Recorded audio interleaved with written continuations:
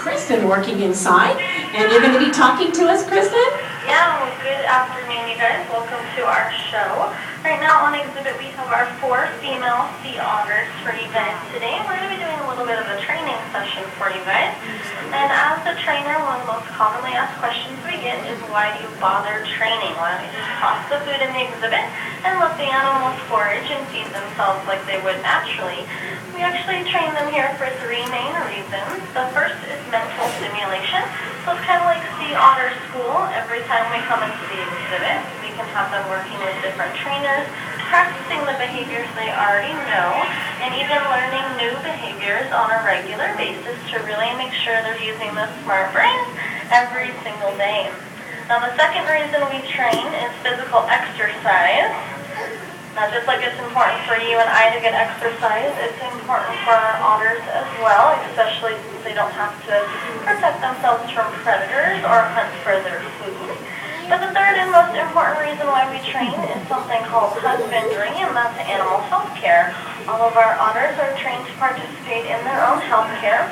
Brooke here in front of me is our oldest sea otter. She's 13 years old, been with us since the aquarium opened, and she'll actually allow us to do things like touch her entire fur coat. She'll present her paw to us. We can examine that. I can even ask her to open her mouth nice and wide, examine her teeth and gums, and even brush her teeth every day with her cooperation. And this is extremely important for their health because I know these guys look very cute and cuddly, but they're actually related to badgers and weasels and have that same very aggressive attitude. So we develop a trusting relationship in order to come in here and really make sure we're taking good care of them every single day. Now, right now we're going to do a little bit of extra mental stimulation with Brooke. We're going to do something called shape discrimination. Now, as you saw when we entered the exhibit, our animals know a shape. It's kind of like their name tag. So we can present that shape, and they'll know exactly which trainer they're working with and who they're going to be getting their food from.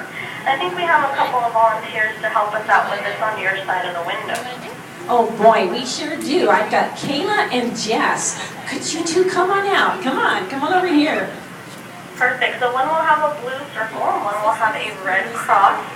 Brooke's shape is actually the blue circle. So I'm going to have you guys go ahead and put both of those shapes right above the water line for me. Perfect. I'm going to send Brooke your guys' direction. We're going to see if she can get her shape correct. Good girl. She went straight to that blue circle. But now we want to test her even more. So I'm going to have you guys pull down your shapes. I'm going to call her back to me. I'm going to have you guys switch shapes. And so now we're going to test her even more. We're going to really make sure she's going to her shape and not just that one side. So go ahead and put them right back up above the window. Perfect. I'm going to send her back out, and we'll see how she does this time. Good. She went to that blue circle again. So why don't you guys give Brooke and our volunteers a great big round of applause. Thank you guys so much for helping us out today. Well, this time I'm going to continue working with Brooke. I'm going to pass the mic back over to Val, and she's going to tell you guys a few adaptations of these otters, and I'll be back in a couple minutes to talk some more. All right, terrific. So you keep an eye on what they're doing, and I'll just be talking all during this time a little bit just to tell you a few things about our otters. Well, these are, they go by various names, a southern sea otter or a Pacific coast sea otter. But our otters are all rescues. That means they were found when they were just little babies on the beach and they didn't have a mother, couldn't find one, so they were picked up by Marine Services and taken, first of all, to the Monterey Bay Aquarium, one of our sister aquariums, a beautiful spot, but they have a sea otter rescue program, and they try to pair up baby sea otters with a mother that will take care of them. Sometimes that really works well. Other times, they can't find enough mothers. And that was kind of the case of our littlest one that you might see. She's all black, okay, Ollie. And Ollie is, oh well, just like any youngster, she can really be a handful. But she's very, very cute. She had to be raised completely by human hands. Had to watch her 24/7. She was only a month old when she came. So they had to teach her how to swim. They had to teach her how to eat. They had to kind of show her how to groom her fur, and even to go in there and be with all the fish. I mean, it was just a really different experience, so just imagine what that would be like. taking care of those little guys. Well, what do you think? Do we have sea otters out in the ocean at Long Beach? No, we don't. Because it's just too busy. We've got a big harbor, the Long Beach, Los Angeles harbor, with lots of boats, and not only that, the water is a little dirty, and they don't like that. The Wildlife Department actually tried to move a colony of sea otters down this way and put them out on San Nicolas Island, which isn't too far away. But you know what? They all swam home. So, they don't like it here, but they love it in Monterey and Big Sur. They like Carmel, and you might even see them farther north. I just talked with someone who saw otters up in Oregon. Now, how many sea otters are there now out in the ocean? Well, the last count says about 25 or 2,600. Now, you know what? That's not very many.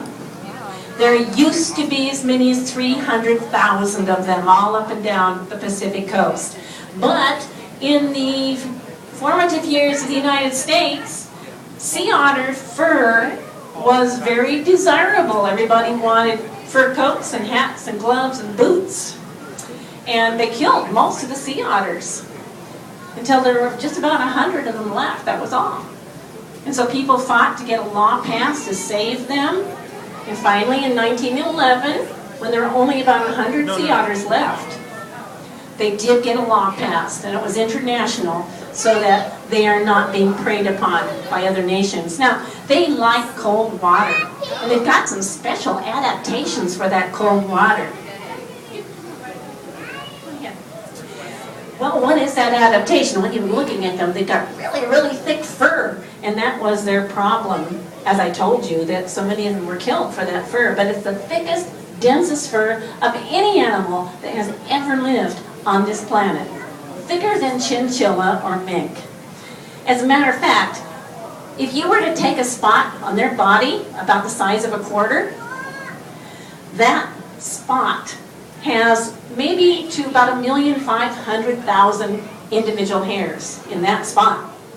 You, on your head, you probably have maybe 100,000.